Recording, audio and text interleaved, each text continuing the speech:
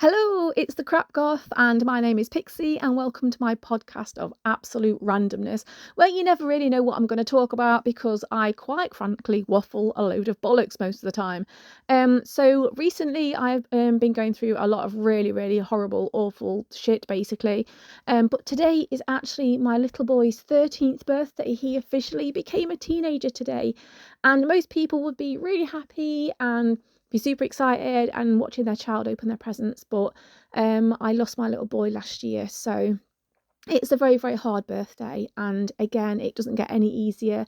Anniversaries, birthdays, Christmases, all of that. We've done all of them now. He actually passed away in July last year, just weeks before his 12th birthday. So this is actually the second birthday we've had without him. People often say as well when it comes to grief that the first are the worst and the anniversaries are the worst.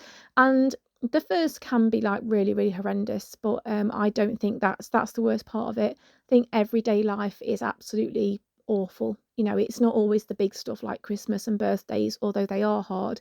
I think it's the small stuff like going shopping and not being able to pick up their favourite foods, or not being able to just nip into the bedroom and tell them something like I really want to go and give them a cuddle this morning.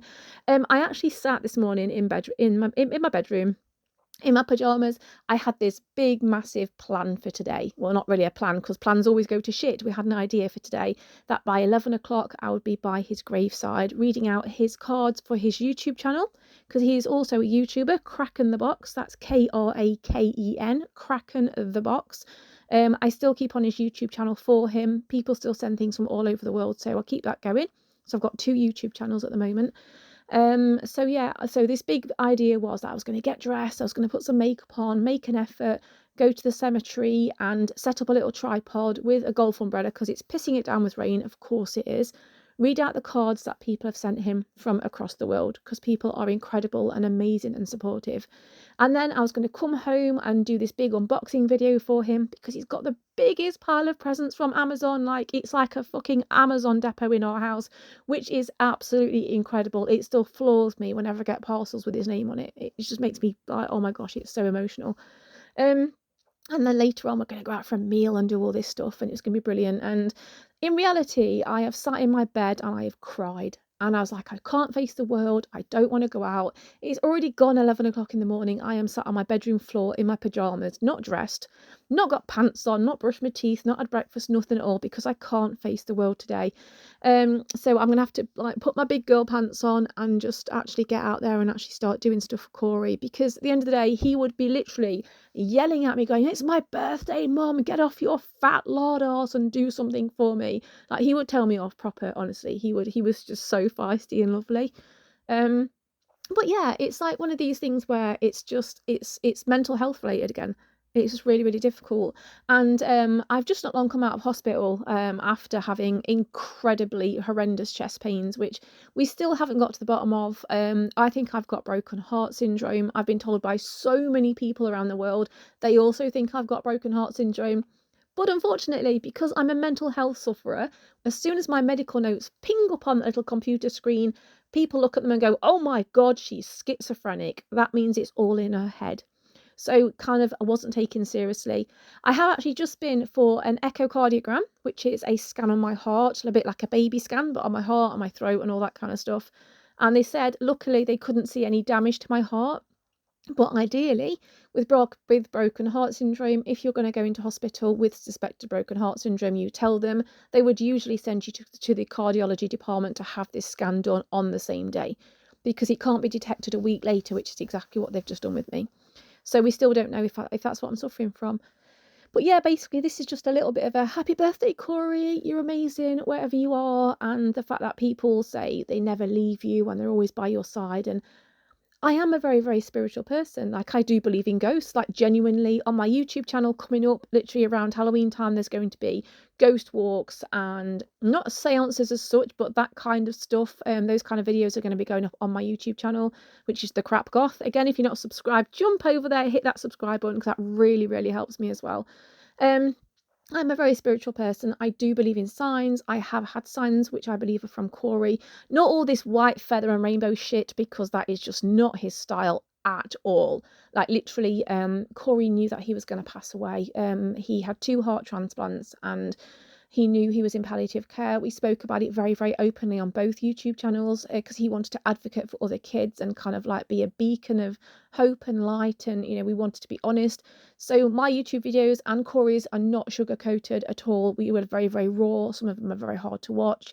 But he promised me that if he was going to visit me, that he would be the kind of person who would, when I have a shower and the bathroom goes all misty and I get out, there'd be a cock and balls drawn on the mirror. And then I'd know it was Kori, or there'd be Nerf bullets.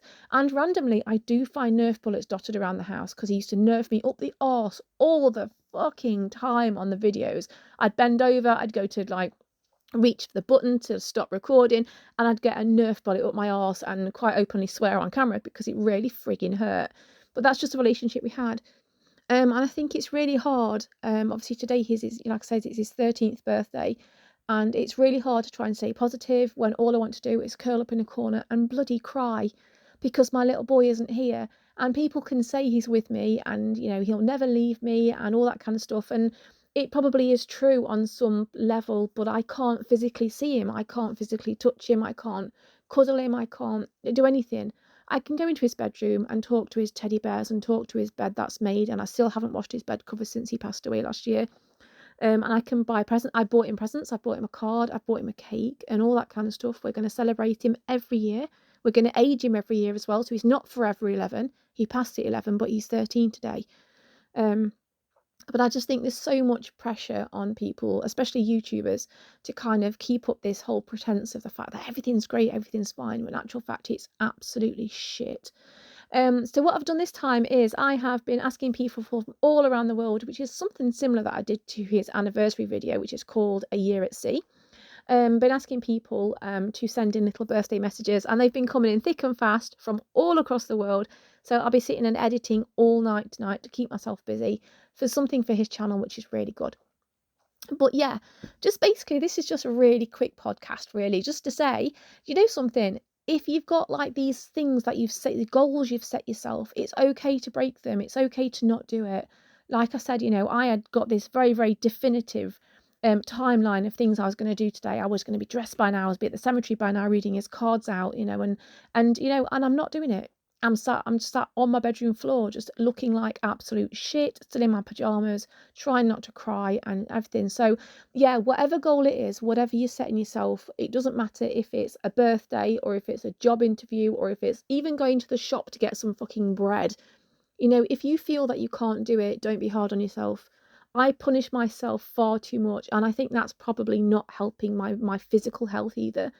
I've put so much pressure on myself to kind of be a successful YouTuber and carry on with my podcast and be a housewife and be a mum to my daughters and still carry on despite the fact the crushing, horrendous pain of losing my little boy absolutely chokes me to the point I feel like I'm suffocating and drowning in grief. And the longer it goes on, the worse it gets. It does not get easy with time. What a load of bollocks. Anyone who says that is lying. Well, for them, no, they're not lying because that might be true for them. I mean, I've lost my mum and I've lost other family members and friends, and it's been horrendous. But by far, losing a child is the absolute worst pain I think that anybody can ever go through.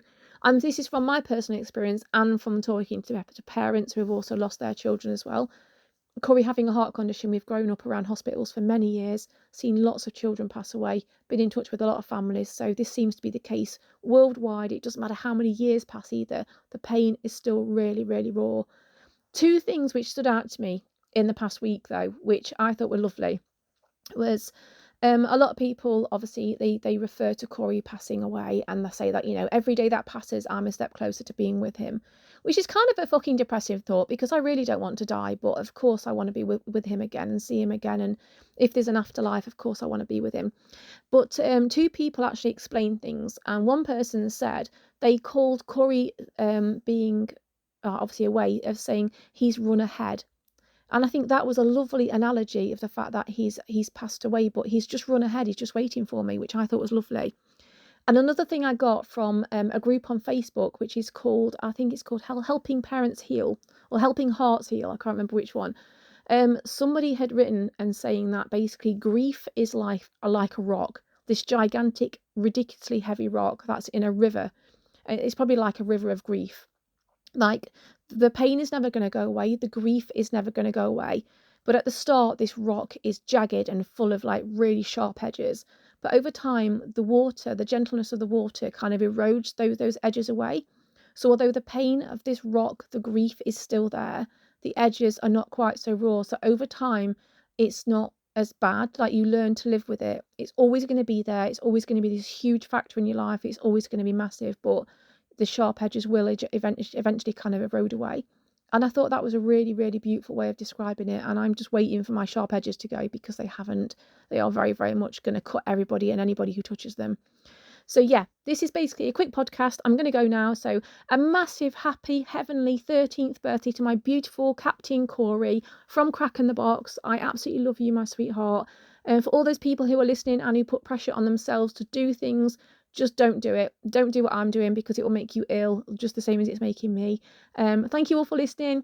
I hope you're all awesome today. Have a lovely day. If you're out there, you look up at that sky and shout balls as loud as you possibly can, because that is what Kori is known for throughout the world. And wish him a happy birthday from me as well.